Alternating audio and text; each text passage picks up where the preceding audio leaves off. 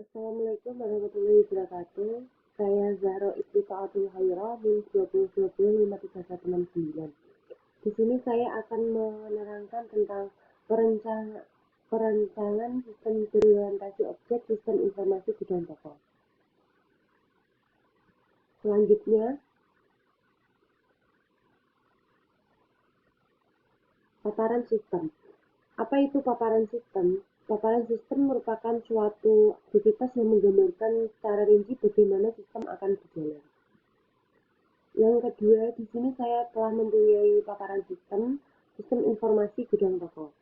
Yang pertama, pemilik toko memesan barang ke supplier untuk stok gudang. Yang kedua, supplier mengirim barang pesanan ke gudang. Yang ketiga, kepala gudang mengecek barang masuk. Yang keempat, supplier memberikan data barang masuk ke kepala gudang. Dan yang kelima, kepala gudang menginput semua data barang yang masuk dan dijadikan arsip kemudian disimpan. Yang keenam, setelah input data selesai, kepala gudang memberi nota barang ke supplier. Yang ketujuh, supplier menerima nota barang. Yang kedelapan, nota barang yang diterima supplier nantinya diberikan kepada pemilik toko sebagai tanda bukti pembayaran. Yang kesembilan, nota barang diberikan kepada pemilik toko. Dan yang ke-10, pemilik toko menerima nota barang.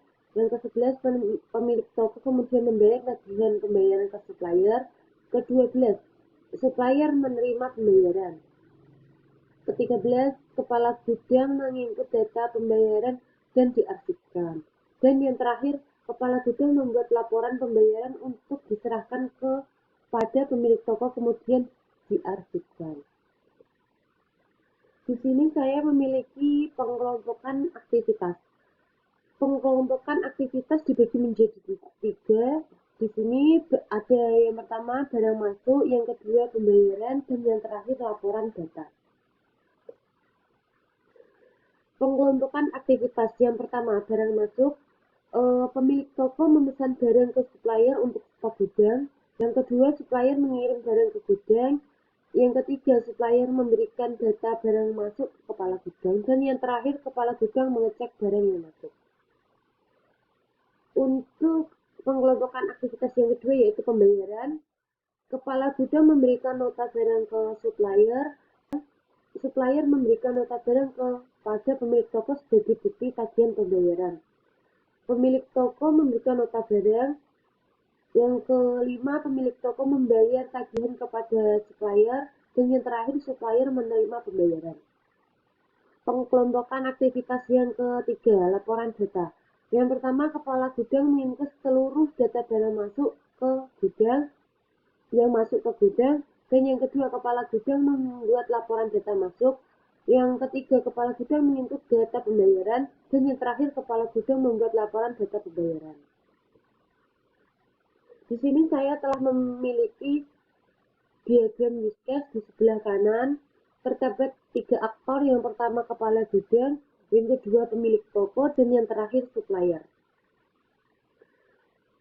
Di dalam diagram use case terdapat include dan extend. Yang pertama include. Include yaitu di mana use case yang dituju harus melewati sebuah proses lain. Sedangkan extend yaitu di mana use case yang ditinjau berdiri sendiri tanpa harus melewati proses lain. Untuk penjelasannya, kita lewati dulu, lanjut ke PDF.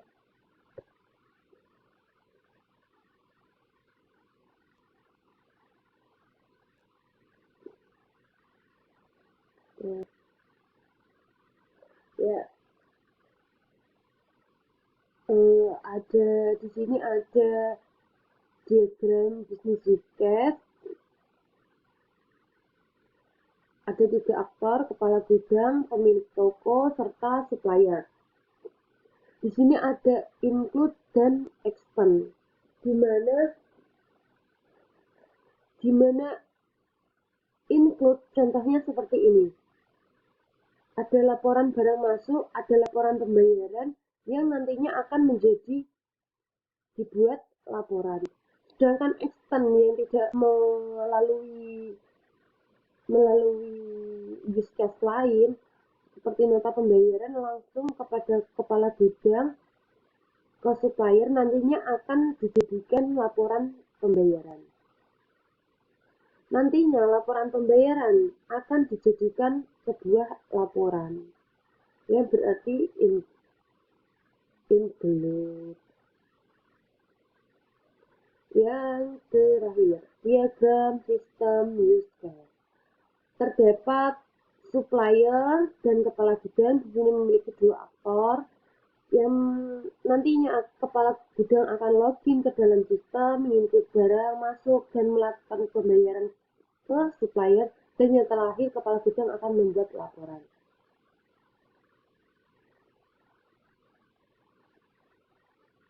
Yang pertama, skenario use case adalah alur optimis login. Skenario use case login. Aktor utamanya kepala gudang, aktor tambahan tidak ada, nama use case login, tujuan use case yaitu validasi hak akses sistem, kondisi awal memastikan sudah masuk halaman website, dan kondisi terakhir memunculkan tampilan website. Alur optimisme login. Yang pertama, kepala gudang masuk ke dalam form login, yang kedua mengisi username dan password. Nantinya sistem akan memverifikasi dan memvalidasi username dan password. Jika data tervalidasi, maka muncul tampilan menu-menu yang ada pada website. Alur pesimisme login. Sistem data tidak tervalidasi karena terdapat kesalahan pada saat mengisi username dan password. Nantinya kepala gudang akan mengisi ulang username dan password dengan benar. Use case yang kedua yaitu input barang masuk. Aktor utama kepala gudang, aktor tambahan tidak ada, nama use case input barang masuk, tujuan use case menginputkan data barang yang masuk ke gudang, kondisi awal memastikan barang sudah diinputkan, kondisi akhir mendapatkan notifikasi data barang sudah terinput. Alur optimis input barang masuk, yang pertama kepala gudang menginput data barang yang masuk ke gudang, kemudian sistem menyimpan data barang, kemudian alur pesimis input barang masuk, sistem nantinya bisa terjadi sistem mengalami error, maka data tidak dapat disimpan dalam sistem. Kemudian kepala gudang menginputkan kembali data barang ketika sistem sudah diperbaiki. Use case yang ketiga yaitu pembayaran.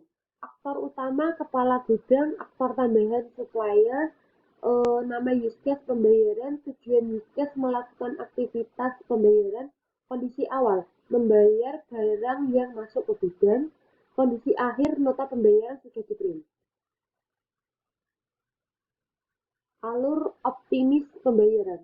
Yang pertama, kepala gudang membayar barang yang masuk ke gudang, kemudian sistem menghitung biaya yang harus dibayarkan oleh pemilik toko berdasarkan total harga barang yang masuk ke gudang, kemudian mencetak nota pembayaran. Alur pesimis pembayaran.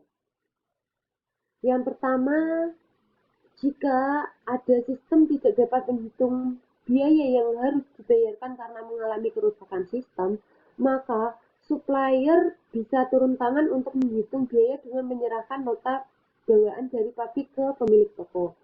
Biasanya supplier akan dibekali oleh nota barang dari pabrik, kemudian bisa diserahkan ke pemilik toko jika pemilik toko tidak mempunyai nota digital yang akan dicetak.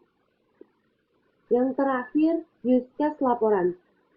Aktor utamanya kepala gudang, aktor tambahan pemilik toko, nama use case laporan, tujuan use case pemilik toko dapat mengetahui aktivitas di gudang. Kondisi awal memastikan sudah menginput laporan, kondisi akhir menerima laporan. Alur optimis laporan. Yang pertama, kepala gudang login menggunakan username dan password, kemudian merekap data pembayaran selama 1 bulan. Kemudian sistem akan berhasil merekap data, kemudian kepala gudang membuat laporan bulanan dan mengonfirmasi ke pemilik toko. Dan sistem akan membuat laporan berhasil dibuat dan akan dikirimkan ke pemilik toko. Sedangkan pemilik toko menerima laporan dan diberi tanda tangan. Laporan pesimis, alur pesimis laporan. Jika sistem tidak dapat berhasil direkap karena terdapat kesalahan penginputan pada data barang, kepala gudang akan memperbaiki rekapan data. Kemudian sistem laporan terdapat kesalahan sehingga tidak berhasil dibuat dan tidak bisa dikirimkan pemilik toko. Sehingga kepala gudang akan memperbaiki kesalahan yang ada pada laporan. Demikian penjelasan sistem berorientasi objek, sistem informasi gudang toko yang saya sampaikan. Jika ada tutur kata yang salah atau kurang berkenan, mohon dimaafkan. Wassalamualaikum warahmatullahi wabarakatuh.